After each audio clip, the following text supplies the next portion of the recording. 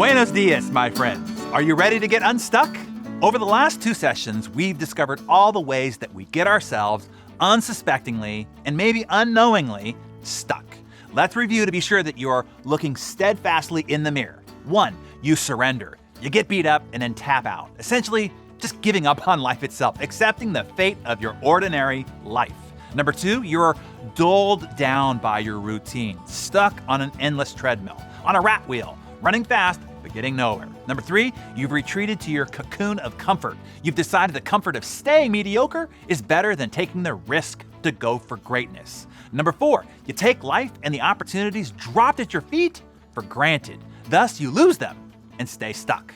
Number 5, excuses. Oh, the freaking excuses. I don't know how. I don't know what to do. I don't know where to begin. I don't fill in the blank. Your excuses are the muck that keeps you stuck. Number 6, your needy and fragile ego. You've settled for trying to be liked at the sacrifice for going for your greatness. Number 7, you're stuck in the past, literally, mentally, emotionally, and psychologically. And 8, your neglect and lack of self-care has resulted in you being burned out. Okay, pick the poison that you've swallowed, and now for the antidote. It's time to get you unstuck. And you can use this formula every time you feel the walls starting to move in. But first, it starts with making a decision.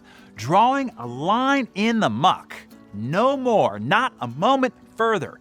Next is then knowing that you have to push. You have to push yourself out of the rut. No one is going to come along and pull you out. This is on you and you alone. And finally, you got to believe that you can. We often stay stuck in our situation because we are not mentally ready or even prepared to reach the next level of success.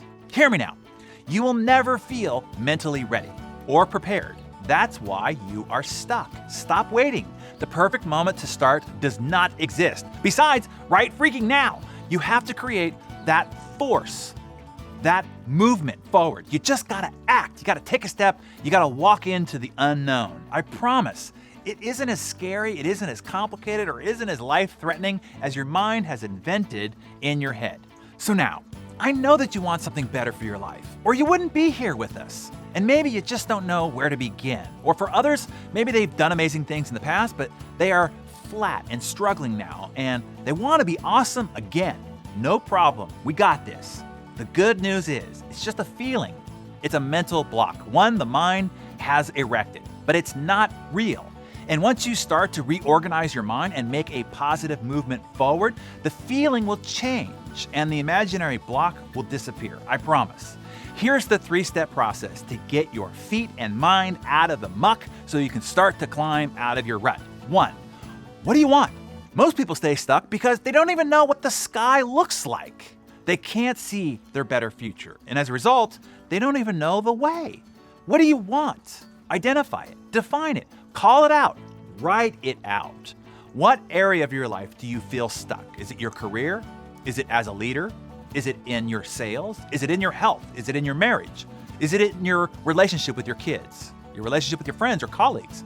Is it in your spirituality? Is it in your body, health, or fitness? Is it in your mental or emotional health? Where? Identify the area that you are stuck in and write out what you want in that area. Define what better looks like. If you don't know where you are headed, you'll never begin the journey forward. Number 2, identify what is it that's stopping you. What has stopped you from getting what you want in the area that you identified? Is it a belief? Is it a mindset? Is it an excuse? Is it a fear? Fear of what?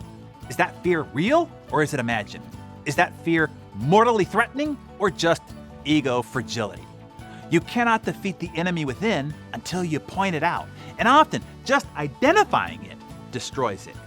These enemies within, they operate covertly. And once you ruin their cover, they go poof, gone. And number 3, what do you need to do? What actions do you need to take? Identify the steps. And I'm going to recommend that you start small. You're dealing with a newborn piece of courage here. Just like you give a child something small to try and then succeed at, so it starts to gain confidence in its ability and its desire to try again, then progressively tougher and tougher challenges, that's what you want to do here as well. Start small, but start. What small steps can you make towards the thing you wrote down in number 1.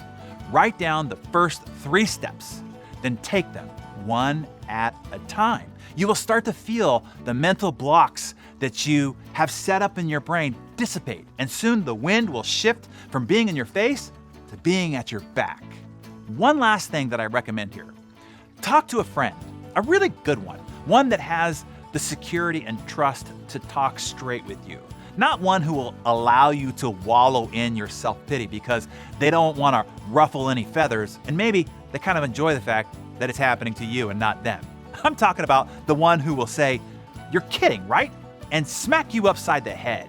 But often just having to verbalize why you feel stuck will even allow yourself to hear yourself outside of your head, and you'll realize for yourself how lame of a delusion and excuse you've been cycling inside your noggin.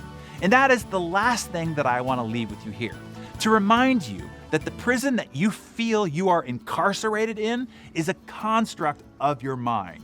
I know that it looks real and it feels real inside your head, but it's not.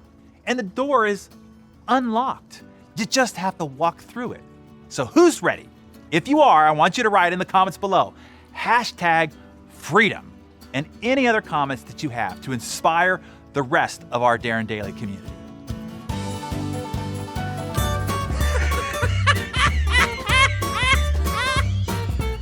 A woman was 3 months pregnant when she fell into a coma for 6 months. The woman asked her doctor about her baby. "You had twins, a girl and a boy. They're both fine, and your brother named them for you," said the doctor. The woman gasped, "My brother? No, not my brother. He's an idiot." "What did he name the girl?" "Denise," said the doctor. "Oh, wow, that's a pretty name. What about the boy?" The doctor, with a deep sigh, replies, "D-nephew." The first time our niece Madeline came over to see our new house, I was showing her around when she excitedly said, "What's upstairs?" I chuckled and I replied, "Aw, sweetie, stairs don't talk." What's upstairs? And finally, on a tour of the facilities, the CEO, Kevin, notices a guy leaning on a wall. He can't believe this guy would just stand around on the job. The new CEO, Kevin, walks up to the guy leaning against the wall and asks, "What are you doing here?" "I'm just waiting to get paid," responds the man. Furious, the CEO, Kevin, asks, "How much money do you make in a week?" A little surprised, the young fellow replies, "I make about $300 a week. Why?" Kevin quickly gets out his checkbook and hands the guy a check made out to cash for $1,200 and says, "Here's 4 weeks' pay. Now get out and don't come back." The man puts the check in his pocket and walks promptly out. Feeling pretty good about himself, Kevin looks around at the room and asks, "Does anyone else want to tell me what happened here?" From across the room comes a voice, "Yeah, you just tipped the pizza delivery guy $1,200. All right, have a great weekend, everybody. See you on that flip side.